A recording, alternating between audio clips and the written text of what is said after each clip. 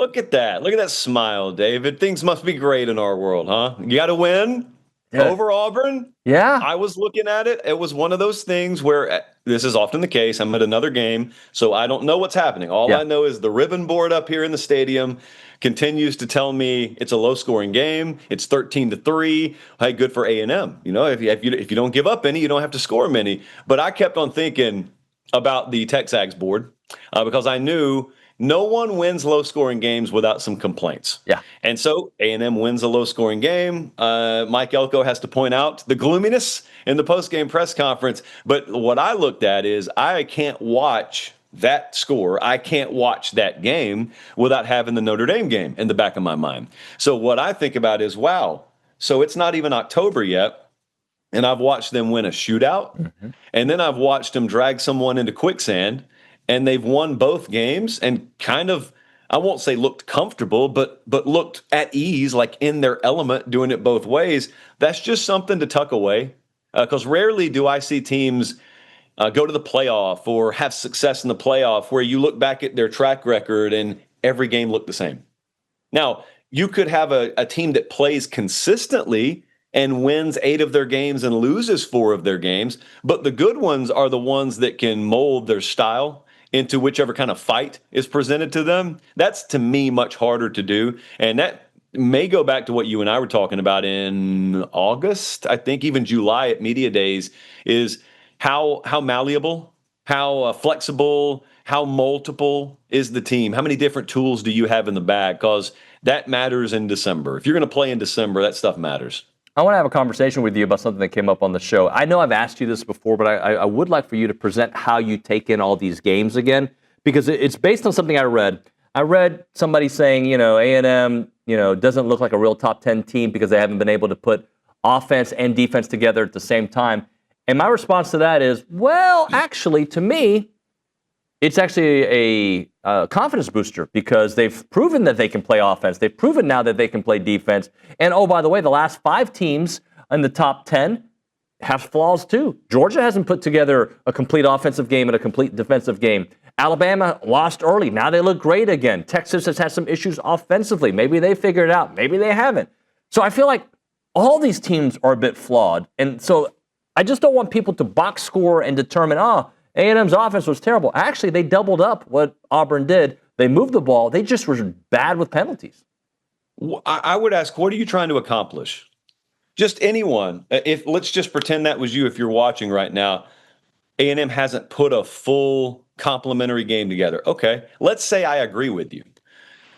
What are you trying to accomplish? What is your stated goal? My guess is they're going to say they want to win the SEC, go to the playoff, win a national championship. Things that happen in December and January, in other words. So it's September 30th today. So I would ask you, if you're trying to accomplish that goal, what do you think lends itself to accomplishing that more? A steady upward trajectory, ascending throughout the season, adding layers to your profile throughout the season, or do you want to be the hottest team in September? Because I think about our national champion last year, losing 2 games. And I think about how different they looked in December than they did in the regular season. Now, I'm sure they would love to have just slaughtered everyone in September and October. Obviously, everyone wants to do that every game. What's more preferable? If you asked Ohio State folks, would you go back and change any of that? Actually, some of them may answer the Michigan game. But broad strokes, they wouldn't change anything because it helped them peak at the right time. When you go talk to Mike Elko in the spring, they don't have a plan that they lay out to peak in September. They have a plan, and I'm talking about nutrition. I'm talking about strength and conditioning. I'm talking about the reps they do or don't give their guys in practice, the workload, the GPS monitoring. All that stuff is tailored with a potential 16 or 17 game season in mind.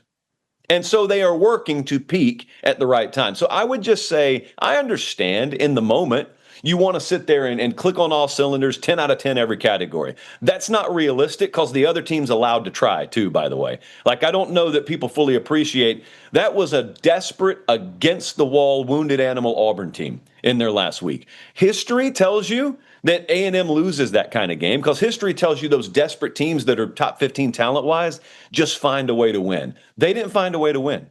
And you also, there's something else to be said, David, for playing the game as it comes to you. You see Auburn You know they're not going to score 20 plus on you unless you let them. So the only path to Auburn really doing that is you giving them the ball Saturday. So what kind of game should you call? What kind of game should you play? Every time someone complains about that stuff, I'm okay listening to it, but I always ask, what is your goal? What is your goal? And oftentimes it takes them a lot longer to answer it than it should. The goal is to win, and they won. So they accomplished what I thought was the goal. They did accomplish that. Any takeaways from this defense that, look, I know OU's defense is salty. I know that. A&M's defense, I think, topped what OU did against the same Auburn team. Now, there could be multiple reasons. Some people are saying that they did a copycat. I don't think they did a copycat. I just think it was the best Mike Elko coached and Jay Bateman coached team of this regime that we've seen, because we've seen worse teams and talent move the ball more. It's like they all figured it out, Josh. Yeah, I think that goes back to what anyone talks about when they talk about year two. They always get excited. Oh, man, it's year two. It's year two. Well, it's like almost that is just something to fill the time in spring and summer. That's something to put on the bio card at SEC Media Days. But then I don't think people look for that enough in the season. I think the whole year one to year two benefit, if you will, was on display Saturday. That's kind of what you're talking about. And I don't really care if you did copycat what Oklahoma did. For all I care, good. Success left clues all over the place from what Oklahoma did. So, yeah, I don't even care if you did. But if you didn't, then I would look at that. I would go right back to what I just said. Yes, you just played to win the game. It became pretty obvious pretty early. A&M's defense is here to play today. Matchup-wise, doesn't look like they're throwing a whole lot at us that confuses us. And so at that point, you kind of know what you need. Now, if I'm doing it from a predictive standpoint, it became obvious pretty quick. Jackson Arnold's not going to beat us throwing the ball, and their guy's open. I mean, it's just he not good. Not a good experiment, a failed experiment. So then maybe if I do want to be glass half empty, maybe if I want to look at it more from a coach's point of view, an analytical point of view, what could a better quarterback have done against us? Were there a bunch of points to be had that were left on the field because they didn't execute? Or are we really just that good? Are we going to affect every quarterback that much? What happens if we face a saltier offensive line and we can't affect them?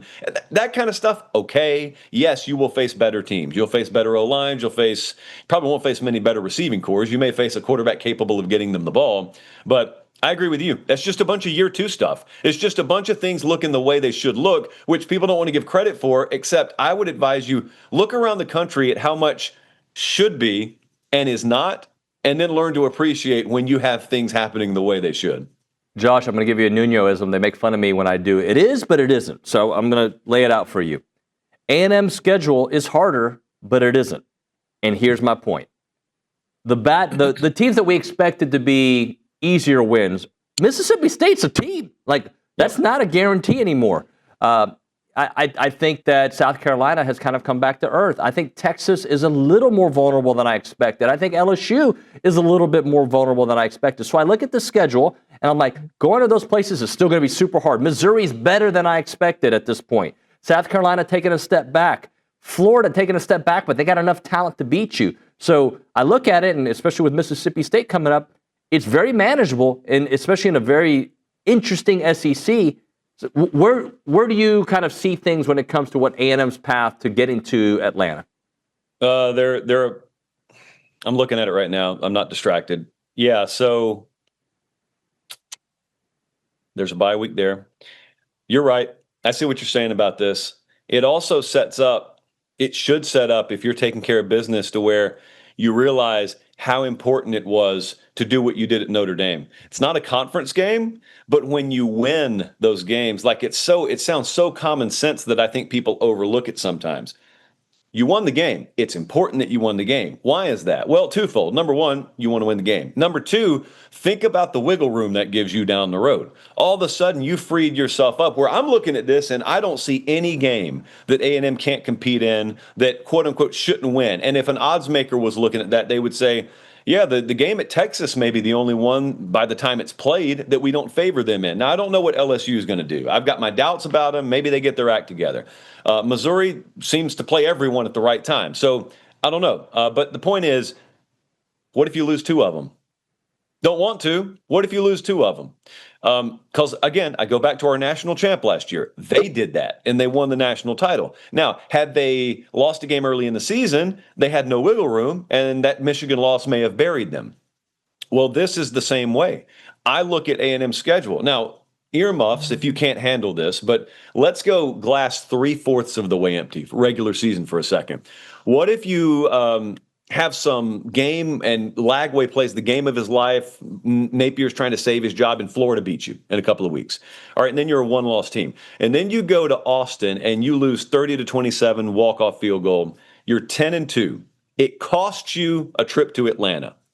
At that point, you could be mentally incapacitated as a team, or you could be in the exact same position that Ohio State was a year ago, because that's exactly what happened to Ohio State a year ago. Now, you know me, I was not a big fan of expanding the playoff. So I hate talking like this. I don't like that those are possibilities, but they're possibilities. My point is, at that point, you look back and you say, whew, how big was that? How big was that Notre Dame game at that point? Notre Dame may be sitting there saying, how big was that A&M loss? We're 10-2. We got no quality wins. The committee's leaving us on the outside looking in, which I don't think is going to happen, by the way. Side note, I don't think 10-2 Notre Dame gets left out in any circumstance. But you are right about this. Florida preseason, I think that's one of the best teams in the country. Well, they haven't been. Mississippi State may be playing better than them right now. At Arkansas, probably a dead program right now. At LSU, I've got my questions. Missouri, you want to play them later in the season instead of earlier because they don't have the quality of depth, and injury has more time to impact them the later in the season you play them. You get South Carolina at home, Sanford at home. Yeah, as long as you got 1 loss or fewer going into Austin, I think you're okay either way. Yeah, I like the way you think. I think Ole Miss is a team that the fact that they've already played 3 conference games and they just won this past weekend, unless they do what they did last year, which is possible, lose to a Kentucky, right? Like they did last year. I don't even know who's left on their schedule. I think they're a playoff team. Am I speaking too early, Josh? No, I actually agree with you. I think there's a weird thing that happened with them last year, and that the worst thing that could have occurred is they had a soft start to their schedule and they had expectations. So you had a bunch of people, me included, who thought they were a playoff team, who said, hey, if you don't make the playoff here, this is a failure. And it just got baked into the consciousness of the team. And they kept looking ahead, like they kept looking and almost as if they had a preseason. And then Kentucky comes in and they lose the game. And then they realize, oh, that's not a preseason game. That counts. And they were just in there was a gear that team I thought should have been able to hit that they didn't hit consistently enough. Then you fast forward to this year, and it looks like they're playing with an awareness of that. It looks like they're playing with an understanding, and also I think it helps in a twisted way that your quarterback got hurt, because then it's an all hands on deck approach. And everybody, like every hair on your neck standing up, your antennas up, and you're on guard, and you're kind of like a caged animal, and nothing's sneaking up on you at that point. And I don't know if you watched the LSU game like I did. I looked at it and said, I can't believe this game's even that close. Like, you got penalized 14 times, which made the game closer than it really should have been. They thoroughly outplayed and outcoached LSU. So now, I mean, what do they have? They go to Georgia in a few weeks. I'm more worried about Georgia in that situation than I am Ole Miss, because, again, they're going to have wiggle room as well. I would be surprised if they're not in the playoff. As we sit here about to get into October, that's my stance on Ole Miss. I'd be surprised if they don't make the playoff. Josh, great stuff as always, my friend. Thanks so much for time. Appreciate it, David.